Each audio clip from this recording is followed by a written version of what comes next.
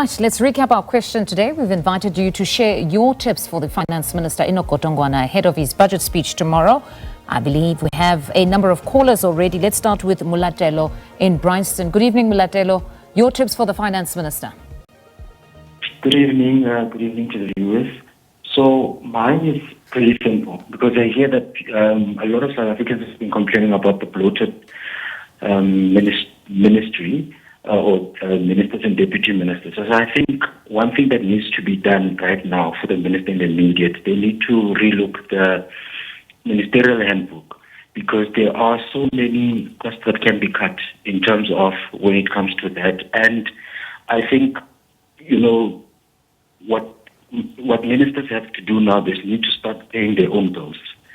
And, what I'm getting here is that the political contracts are so short-term, so they want to get in and get as much as they can in a short space of time. So relook at the ministerial handbook, number one. Number two, in the same manner the conversation of land and changing the constitution is being had, we need to have a conversation around that. Because honestly, our ministries are too big and we need to sort of make sure that it's effective. Because at the end of the day, we can't have so many ministers and yet there's so little service delivery that we're experiencing. And another thing, the poor people cannot continue paying so much tax and the suggested tax and that increase.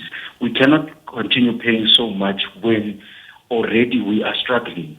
South Africa is one of the most unequal countries in the world, and we cannot continue, feeding the sort of the fiscus out of the little money that we're getting as the South Africans. So I think the minister needs to tighten his belt and the cabinet's belt before telling South Africans as a whole to tighten their belts in terms of having to pay more tax.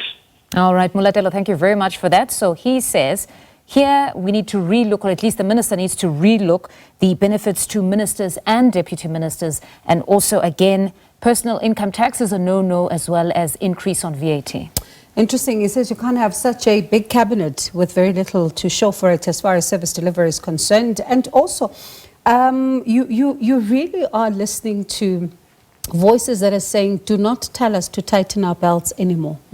It seems they're telling them to tighten anything. It seems there's now this difficult relationship between the citizens and the executive right now. If anything, they're directing everything at them to say, tighten your belts. You need to re-look at your own benefits before you come and look at where you can reduce from ordinary citizens.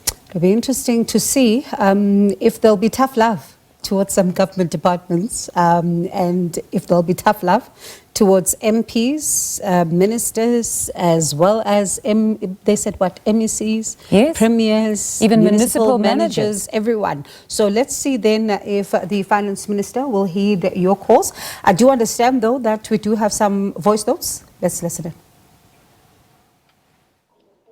Sam Aleko 3 copies inseparable twins Dumelang. Only tax and tax alone will relieve South Africa from constant borrowing slavery.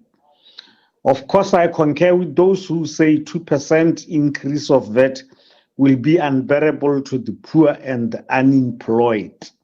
Let us rather settle for 1%.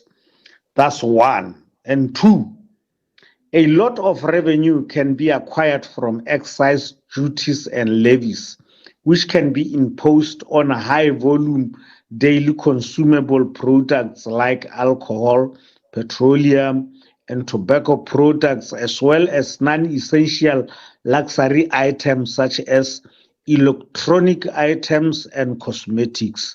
3, do away with social relief of distress.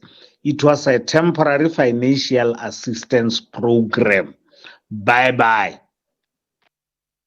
Please let the minister tomorrow inject more money for the poor junior staff at the workplace. People must get trained, must get skills whilst they are working. Please, we cannot withstand this thing of getting old without giving necessary skills for our employment. Thank you very much. Kabelo Mokoti Extension 19 in Jovetia. Thank you. Some very interesting views there. Semko Drikopi is saying 1% VAT increase, but then beyond that, he goes on to say increase sin taxes. But that opens up another conversation, Bongwe, because if you're going to increase alcohol and even petrol, there are ripple effects to that, because you've got those within the liquor industry saying that, well, for them, their patrons won't be able to afford. So you're actually killing business in that respect. So everything seems to have an equal reaction to it. So it's honestly a very unenviable position that the finance minister finds himself in. Especially because you do have different views, right, on the SRD grant, with some saying scrap it, others are saying keep it. So it's going to be interesting. So Innocent from Mpumalanga, good evening. Good evening, ma'am. How are you? Very well, thank you. Go ahead. Yes. My opinion, ma'am, is to the minister. If they can look for this SRD grant, the fact that at least let's allow the slight hike of that, so that they can cover the money, because they are running short. I heard that they are running short of 50 billion. So it's too much, that money. Even if they can go on other fiscals, maybe they won't reach that money. So if they can hike a bit, maybe that 0.075%, then it can make sense. All right. All of us we pay, yes. All of us we pay, because then we need to help these 7 million people that they get the SRD. And what do you say to some? I mean, we just heard from Kabelo this evening and a few others who say that scrap the SRD grant, it was meant to be temporary. Grant is one, because people are suffering. They don't have anything. They don't have anything to lean on. You see, the unemployment is high now. If you scrap that thing, so what those people that are getting bills at 370 gonna go? All right, Innocent, thank you so much for chatting to us this evening. Once again, a difficult position there, the SRD grant again.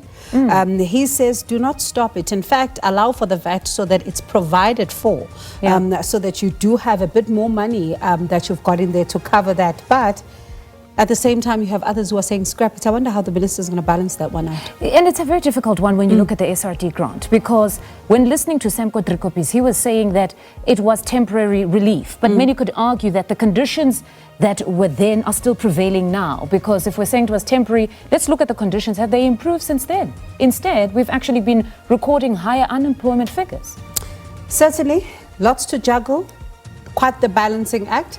Let's see then what the minister does tomorrow. At least we're giving him tips from the audience. More news on the other side of this break. Do stay with us.